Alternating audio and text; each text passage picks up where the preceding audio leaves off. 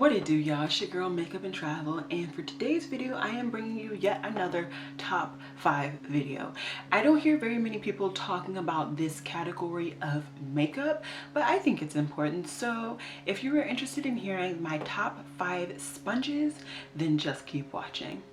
Okay, so fun fact, I just got bored yesterday and decided to clean my sponges. Who does that? I don't know, but I did.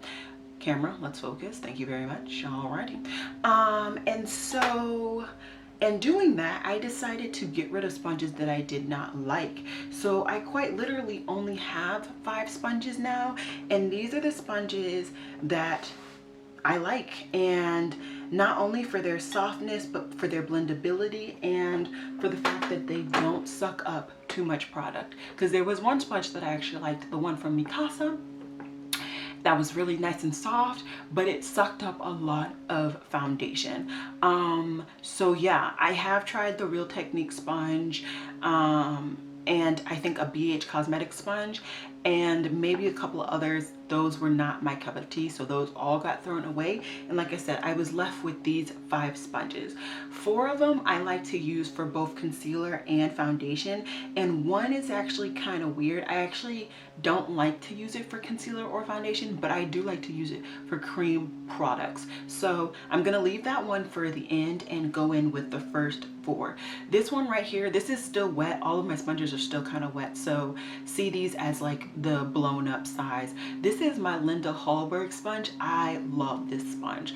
The bottom edge is really good for foundation because it is a curved edge or a curved surface, but the tip is really good for both foundation or for concealer and getting in really small spaces. So you have this one flat edge, and then you have a more circular edge. So you could take the circular edge and blend out your concealer and your foundation really close to your eye, and then take the flat edge and really just set the under eye. So I do actually really enjoy this Hallberg sponge, and I would recommend it.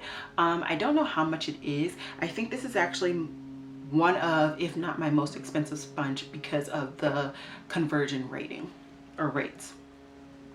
Next sponge in my lap is my Fenty sponge. I really do like this sponge.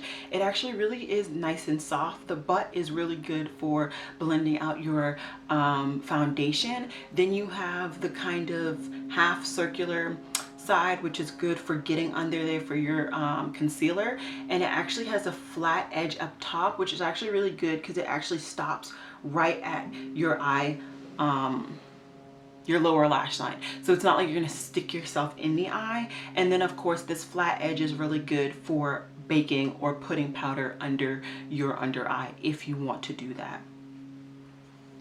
Next we have my these are easily my 2 favorite sponges. This one is my e.l.f. sponge. I love this sponge. I love everything about this sponge. It's beautiful. It's nice and squishy. I like that I can use both sides to put foundation on, and then I have my flat edge where I can be a little bit more precise and stuff, and then you also have your rounded tip where I can squeeze it to get under my eye. I truly love this sponge. Really nice, really cheap, beautiful. Next I have the Eco Tool sponge. I love this sponge too.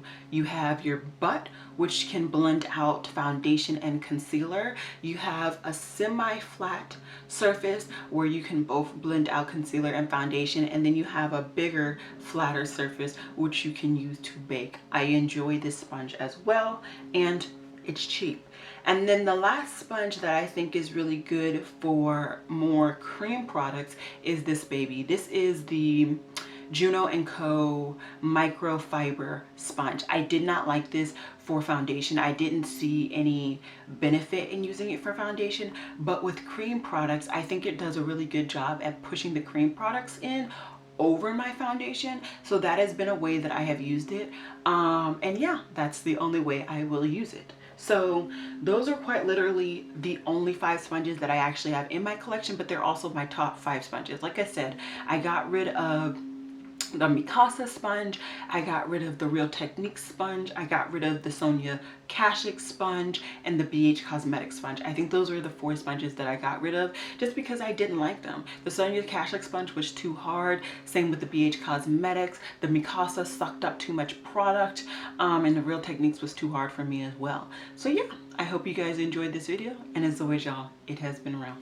Peace.